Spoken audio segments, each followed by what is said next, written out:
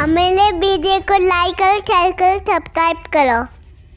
من سيئات أعمالنا من يهده الله فلا مضل له ومن يضلله فلا هادي له ونشهد أن لا إله إلا الله وحده لا شريك له ونشهد أن سيدنا وسندنا وأعطانا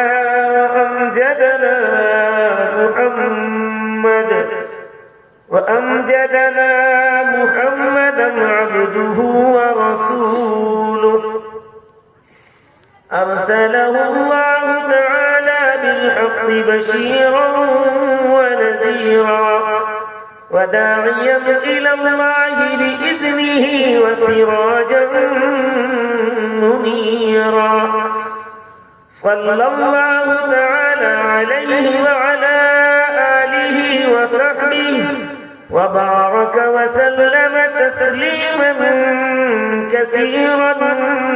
كثيرا أما بعد فأعوذ بالله من الشيطان الرجيم بسم الله الرحمن الرحيم فذكر بالقرآن من يخاف وعيد وأيضا قال الله تبارك وتعالى فاذكروني أذكركم واشكروا لي ولا تكفرون صدق الله العظيم وقال النبي صلى الله تعالى عليه وسلم كل أمر ذي بال لم يبدأ بسم الله فهو أقطع وأجزم أو كما قال عليه الصلاة والسلام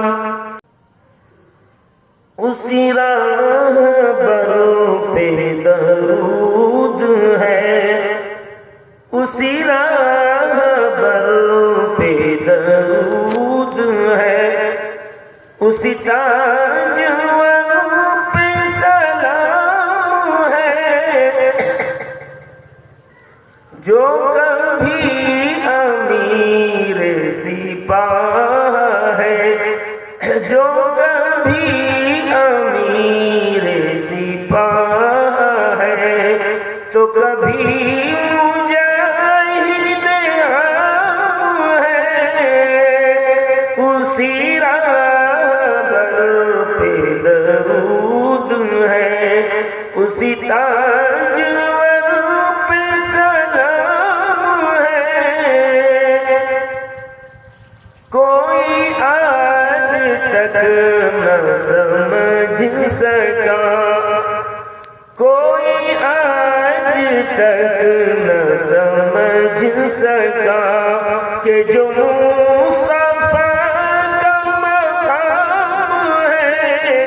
کبھی بکریوں کا ہے پاسباں کبھی بکریوں کا ہے پاسباں کبھی انبیاء کا امام ہے اسی راہ پہ درود ہے اسی تاج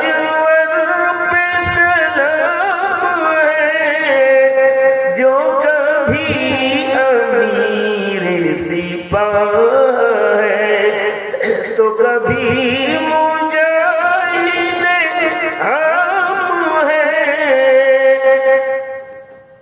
کبھی کہہ دیا کہ انا کبھی کہہ دیا کہ انا بشر کبھی آسمان پہ ہے جلوگر کبھی کہہ دیا کہ انا بشر کبھی آسمان پہ ہے جلوگر کوئی ان کے بارے میں کیا کہے کوئی ان کے بارے میں کیا کہے کہ وہ خاص ہے یا وہ عام ہے اسی راہ پہ درود ہے اسی تاجور پہ سلام ہے جو کبھی امیر سپاہ ہے تم کبھی مجاہد عام ہے اسی راہ پہ درود ہے۔ معزز و موقر حضرات علماء کرام حفاظ نظام ائمہ مساجد دوست بزرگوں عزیز بچوں پردہ نشین مائیں اور بہنیں اللہ کا شکر ہے کہ بہت دیر سے آپ حضرات نے اپنے آپ کو اللہ کے دین کی مجلس کے لیے وقف کیے ہوئے غالباً مغرب کے بعد سے اس وقت تک آپ اللہ کے ذکر کی مجلس میں ہیں اس جذبے کو اللہ قائم رکھے اس جذبے کے ساتھ ہم اور آپ اپنی زندگی کو گزاریں اللہ بھی یہی چاہتا ہے اور رسول سے اسی طرح کہا ہے اس آیت کی میں نے تلاوت کی ہے اس آیت کے اندر اللہ فرماتے ہیں اے میرے لال نبی فذکر بالقرآن من یخاف وعید اے میرے لاڈلے نبی آپ قرآن سنا کر میرے ان بندوں کو ان ایمان والوں کو ڈرائیے جو آخرت سے ڈرنے والے آخرت سے ڈرنے والا واقعی معنی میں کامیاب ہے جو آخرت کو نہیں ڈرتا آخرت کا فکر نہیں کرتا آخرت کو دل میں لیتا نہیں آخرت کو سمجھتا کچھ نہیں اس کا انجام تو بہت خطرناک ہے بہت خطرناک اللہ اپنے نبی کے ذریعے بار بار کہہ رہے ہیں اے میرے لال نبی اس قرآن کو سنا کر میرے بندوں کو ان بندوں کو ڈرائیے جو میرے وعید سے میری آخرت سے ڈرنے والا اس کے دل میں ہے وہ مرد ہو عورت ہو کہ ایک نہ ایک دن اس دنیا فانی کو چھوڑ کر دار باقی کی طرف ہمیشہ والی زندگی کی طرف ہمیں کوچ کرنا زندگی تو میری مختصر ہے زندگی تو میری مختصر ہے سامنے ایک لمبا سفر ہے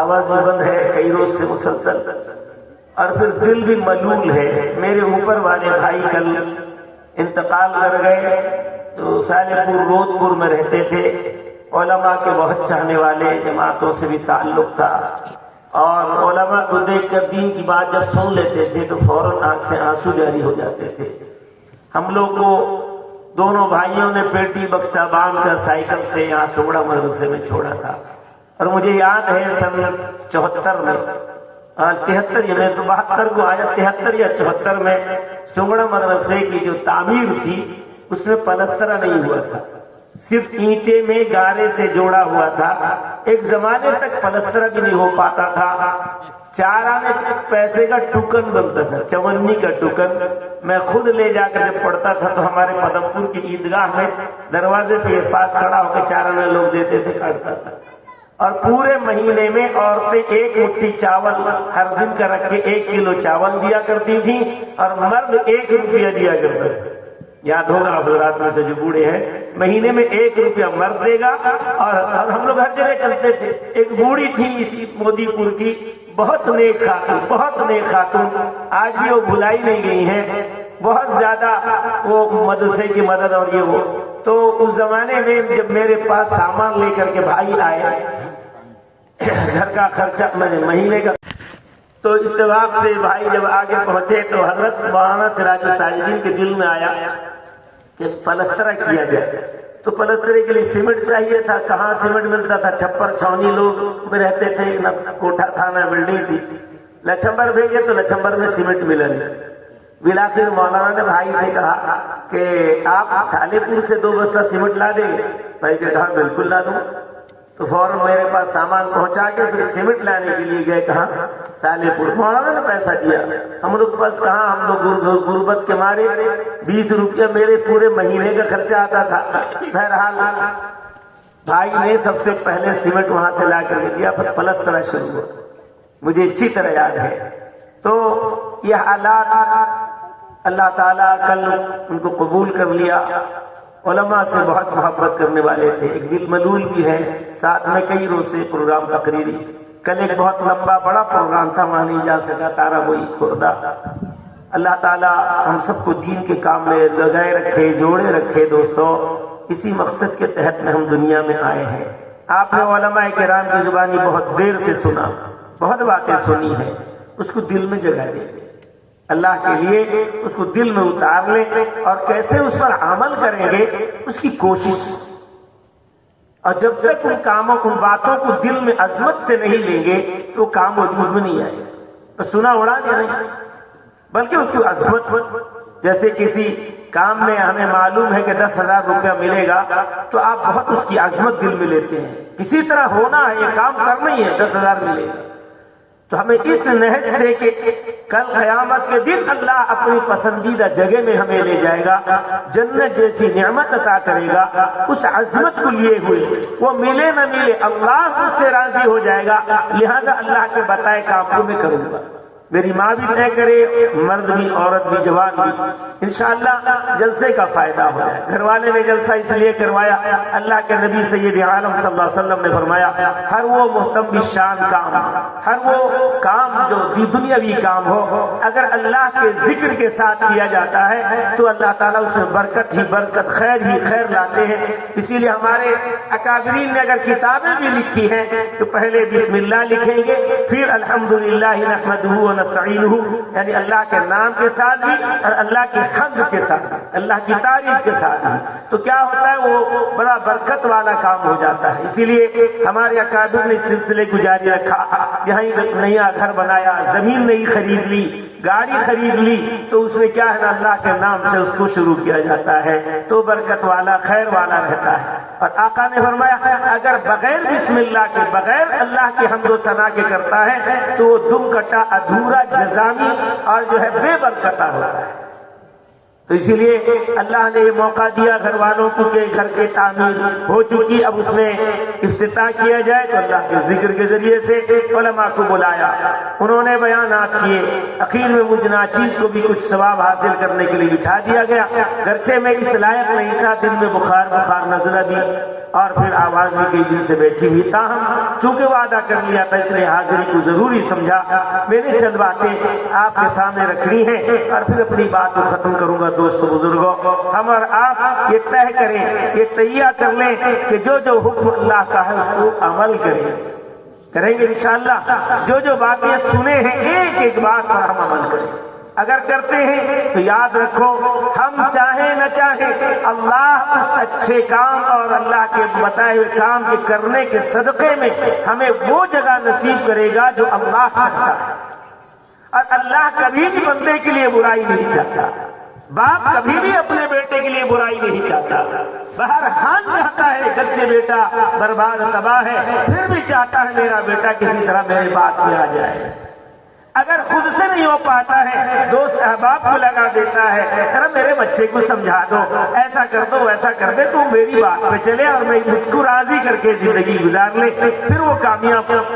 تو بہرحال اللہ بھی چاہتے ہیں کسی نہ کسی بہانے میرے بندے میری طرف لوٹے.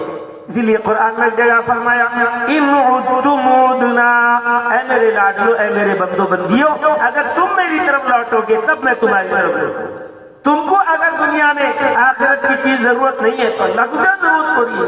فمن شاء فلیؤمن ومن شاء فلیکفر، جس کا جی چاہے ایمان قبول کرے، جس کا جی چاہے کفر کرے. اللہ کا بے نیاز ذات کا نام ہے. ضرورت تو ہمیں ہے، دنیا میں بھی اسی اللہ کی ضرورت ہے اور آخرت میں بھی اسی اللہ کی ضرورت ہے، قبر میں بھی اسی اللہ کی ضرورت ہے. اسی لیے سب سے پہلا سوال ہوگا من ربک. تو یہ دنیا میں 60 70 80 100 سال دیا، تو رب کس کو مان کے آیا؟ درخت کو، کاروبار کو، پیسے پیسے کو، ایکڑ ایکڑ زمین خریدنے کو، ایک دوسرے کے مال ہڑپنے کو، گالم گلوچ کرنے کو، دوسرے کے دل کو صدمہ پہنچانے کو، کس کو تو اپنا رب مانتا تھا؟ اپنا حاجت روا، اپنا مربی کس کو مانتا تھا؟ سوچتا تھا کہ پیسہ کما لوں گا، لاکھ 10 لاکھ، 1000 10,000 50,000، وہی میرا کام دے دے گا۔ اب ہم نے رب اللہ کو نہیں، پیسے کو مان لیا۔ پیسہ ہماری ضرورت ہے، کمانا بھی ہے، محنت کی کمائی سے لانا بھی ہے، وہی اللہ توفیق دے گا، صحت دے گا، سب کوئی کام کر سکتا ہے، توفیق اللہ نہ دے تو تھوڑی کوئی کام۔ تو اگر آدمی دنیا میں آخرت کمانا چاہے گا تو کما سکتا ہے، اور اگر آخرت کو برباد کرنا چاہے گا تو برباد بھی کر سکتا ہے۔ اذان ہوئی، بجائے مسجد میں جانے کے بازاروں کا زینت بنانا۔ اگر اذان ہو گئی تو فوراً اس کو اٹھ کے مسجد چلنا چاہیے، نہیں گیا نہیں جا سکتا، اللہ نے وہ بھی توفیق دی، بچ جائے گا تو اس کی بھی توفیق دے دی، چلے جائے گا۔ اگر نہیں گیا، بازاروں کا زینت بنا رہا تو بن سکتا ہے زینت، لیکن اللہ کو راضی کرنے والا عمل نہیں ہوا، وہ اللہ کو ناراض کرنے والا عمل۔ اسی لیے حضور نے اپنی نورانی زبان سے فرمایا، خیر البقاء المساجدها وشر البقاء اسواقها۔ اے میری امت سن لے، سب سے بہترین جگہ، خیر کی جگہ، عبادت کی جگہ، اللہ کو راضی کرنے کی جگہ مساجد ہے، مسجدیں ہیں، اور بدترین جگہ بازار ہے، ہاٹ ہے، میلے ٹھیلے ہیں، اناب شناب کی مجلسیں ہیں، یہ سب کے سب بدترین جگہ، وہاں شیطان ناشتا ہے، یہاں اللہ کی رحمت برستی ہے۔ تو میں کر رہا تھا، ہم اور آپ چاہیں تو اللہ کی رضا۔ ایک مرتبہ حضرت رابعہ بصریہ اللہ کی ولیہ تھی، گزرتی چلی جا رہی تھی، لوگوں نے دیکھا اللہ کی ولیہ باقاعدہ پردے کے ساتھ ہے اور ایک ہاتھ میں پانی ہے، کیا آ گئے، دوڑے چلی جا رہی۔ پوچھا لوگوں نے، اللہ کی ولیہ کہاں چلی جا رہی؟ کہا کہ جا رہی ہوں اللہ کی جہنم کو اس پانی سے بجھا دوں گی اور اس آگ سے اللہ کی جنت کو جلا دوں گی۔ کیا مطلب ہوا؟ ہم نہیں سمجھ سکے۔ کہا کہ اللہ کے بندے اللہ کی عبادت، چاہے وہ زکوٰۃ دینا ہو، خیرات دینا ہو، دین کی مجلس قائم کرنا ہو، نوافل پڑھنا ہو، تسبیح کے دانے لے کر اللہ کا ذکر کرنا ہو، یہ سب کے سب اللہ کو راضی کرنے کے لیے کرے، جنت کی لالچ میں نہیں، جہنم سے ڈر کے۔ اللہ کو اگر راضی کرنے کے لیے کر لیں گے نا، عمل بہت پیارا ہو جائے گا، نہ اس میں ریاکاری ہوگی، نہ لالچ ہوگی، نہ طمع ہوگی کہ آدمی اس لالچ میں کر رہا، نہیں، اللہ کو راضی کرنے کے لیے کرے۔ بزرگوں نے لکھا ہے، ایک شخص کا دکان سے کمائی کرتا تھا اور کمائی کے 3 حصے کر لیتا تھا۔ ایک حصے کو گھر والوں کے لیے، اپنے اور گھر والوں کی ضرورت کے لیے، آج جو کمائی ہوئی رات میں، اور ایک حصے کو دکان کی ضرورت کے لیے کہ اسی پیسے سے پھر سامان خرید کے لاؤں گا تو پھر سامان بیچوں گا تو پھر اس سے نفع آئے گا، اور ایک حصے کو لے کر کے رات میں چلا جاتا تھا شراب کھانے۔ اتفاق سے وہاں سے لوٹتا اور پھر گھر پہنچتا، اب لوگوں کی نظر پڑتی رہی۔ دوسرے دن اسی طرح کرتا کہ ایک حصہ گھر والوں کے لیے، ایک حصہ دکان کے لیے، ایک حصے کو لے کر کے جوا کھانے میں چلا جاتا۔ اب لوگوں کی تو نظر پڑ رہی ہے، جوئے گڈھے میں جا رہا ہے۔ اتفاق سے تیسرے دن یہی عمل کرتا، کمائی کا 3 حصہ کرتا، ایک حصے کو گھر والوں کے لیے، ایک حصے کو دکان کے لیے، اور ایک حصے کو لے کے میسیا کھانے میں چلے جاتے۔ لوگ بڑا اسے تنگ تھے کہ عجیب ظالم آدمی ہے کہ اسے کوئی لت، بری لت نہیں چھوٹ رہی ہے، لوگ کیا جانے کون کیا کرتا ہے، لیکن جو حالات ہیں ان سے وہ اتنا متاثر ہو کر اس سے بدگمان بدظن تھے کہ پریشان تھے۔ برتاؤ بھی سب سے اچھا رہتا تھا، سب سے اچھے معاملات رہتے تھے۔ اتفاق سے ایک دن وہ ندی کے اندر گیا اور پھر وہاں گر کر کے وہیں انتقال کر گیا۔ اب اس کے پاس ایک قافلہ گزرا تو قافلے والوں میں ایک اللہ والے تھے، وہ نصیحت کر کے گیا تھا اپنے گھر والوں کو کہ میرا جنازہ کوئی ایک اللہ والا پڑھائے. تو گھر والوں نے کوئی پریشانی، یہ تو کرتوت اس کے یہ ہیں اور یہ اللہ والا جنازہ کیسے پڑھائے گا اس کا. اتفاق سے وہ گرا، انتقال کر گیا تو واقعی ایک قافلہ گزرا. جب قافلہ گزرا تو اس قافلے نے ایک اللہ کے ولی تھے گزرتے ہوئے، دیکھا کوئی گر کے پڑا ہوا ہے تو خبر دی، اطلاع دی گاؤں والوں کو.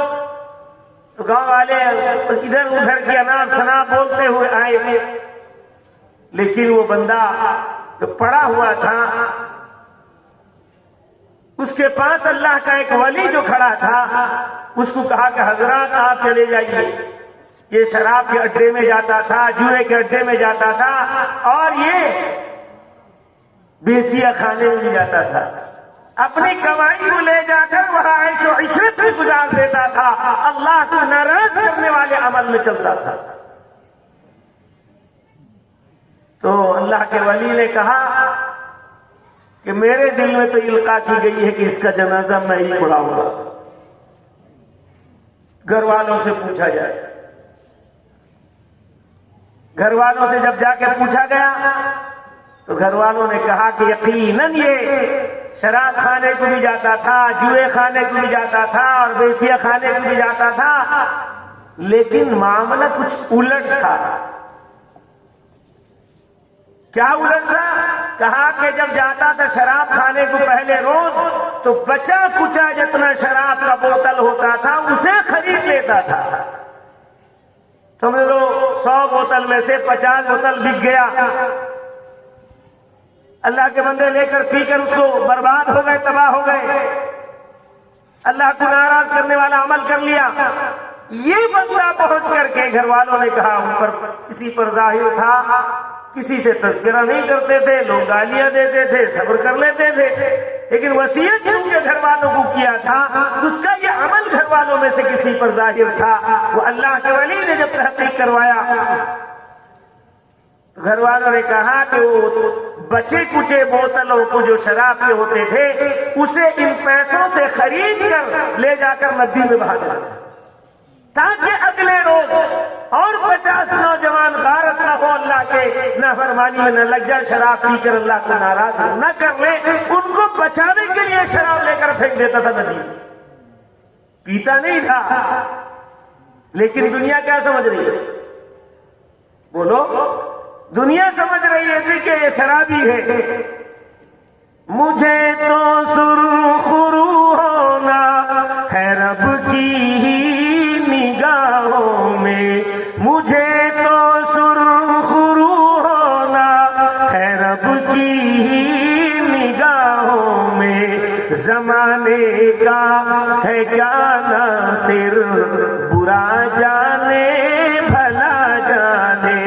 زمانے لوگوں کو اچھوں کو برا کہہ دیتے ہیں اور بروں کو اچھا کہہ دیتے ہیں. لوگوں کا کیا کہنا، زبان میں آیا کہہ دیا، تحقیق حال میں نہیں کرتے، جبکہ اللہ کا منع ہے. اذا جاءکم فاسق بنبأ فتبینوا، اے میرے بندو اگر کوئی فاسق و فاجر تمہارے پاس کوئی خبر لے کر کے آئے تو بلا تحقیق کے اسے بغیر تحقیق کے نہ سنو. اگر سنتے ہو تو تحقیق کرو پھر مانو. کیا پتا وہ اس کی ذاتی دشمنی میں الٹے سیدھے بول کر کے اسے ذلیل کر رہا ہوگا. اللہ کا قانون دیکھو کتنا بڑا کہ اگر تحقیق کرو گے تب سنو. تحقیق کرو، حقیقت میں جو کہا ہے سچ ہے یا جھوٹ ہے. ہو سکتا ہے جس کے بارے میں کہتا ہو سچا ہو اور یہ کہنے والا جھوٹا ہو. دوسری جگہ رسول اللہ نے فرمایا کفاک بالمرء کذبا ان یحدث بکل ما سمع. اللہ کا رسول صلی اللہ علیہ وسلم نے فرمایا ایک آدمی کے جھوٹے ہونے کے لیے یہی ایک بات کافی ہے کہ کسی بات کو سنا اور بغیر تحقیق کے اڑا جائے.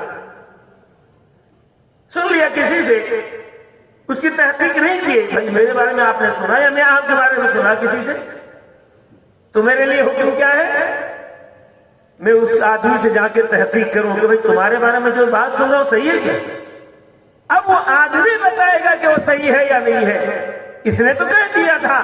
اب وہ آدمی کے بارے میں جب پوچھوں گا تو اگر کہتا ہاں ٹھیک ہے تو ٹھیک ہے، نہیں ہے تو نہیں ہے۔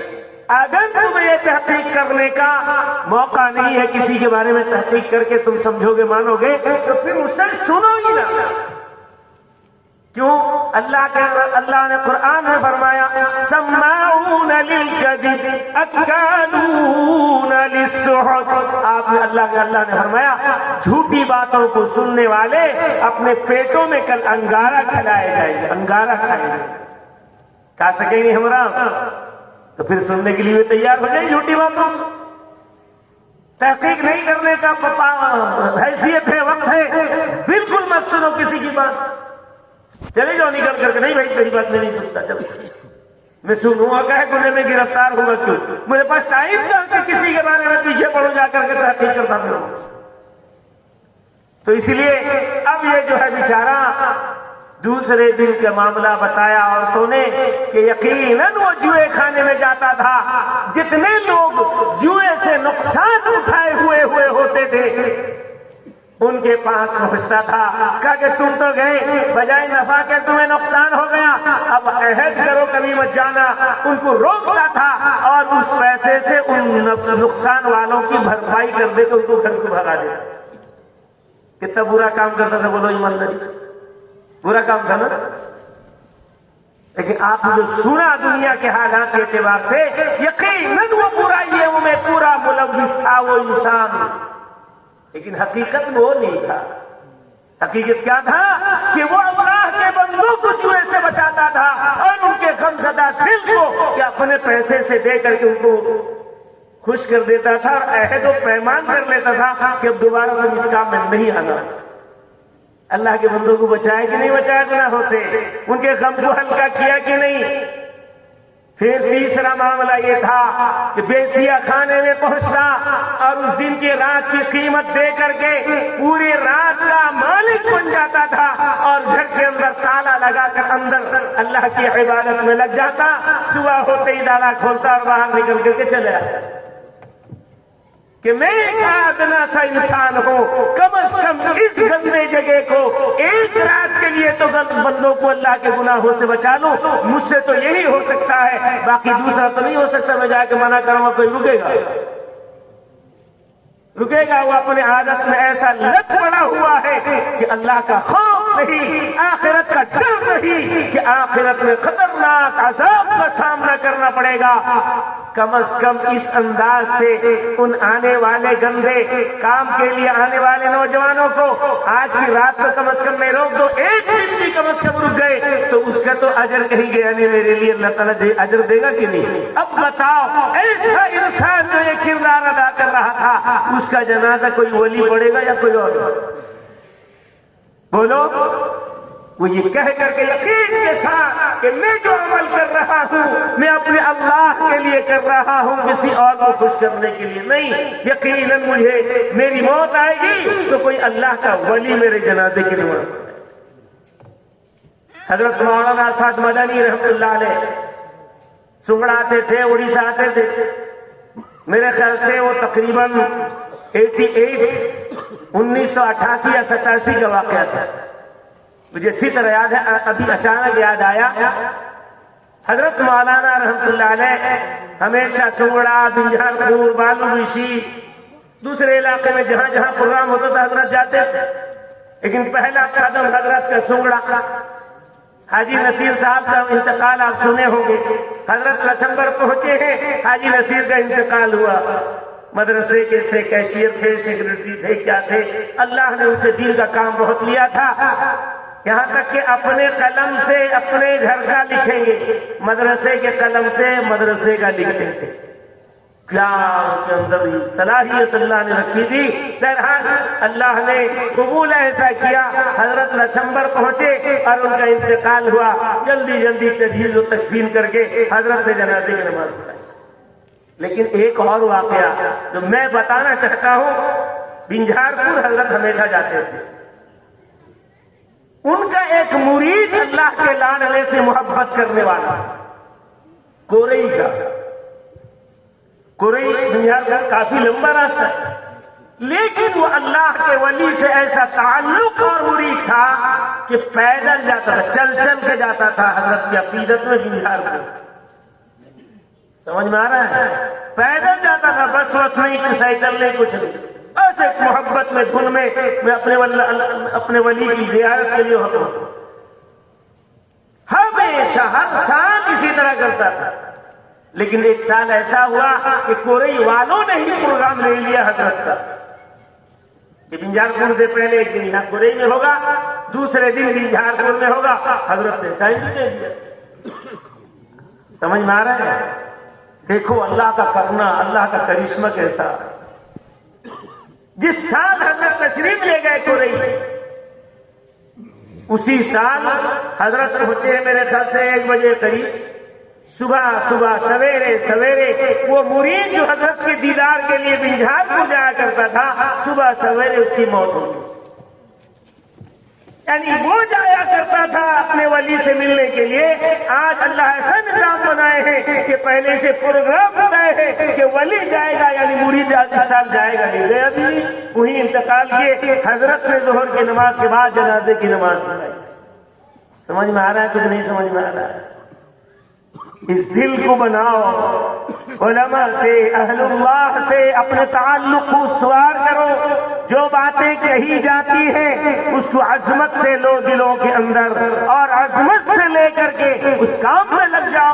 آخرت انشاءاللہ ہمارے لیے اللہ تعالیٰ وہ جگہ مقرر کر رکھا ہے جس کے بارے میں خود خدا کہا ہے وَلَكُمْ فِيهَا مَا تَشْتَهِي أَنفُسُكُمْ وَلَكُمْ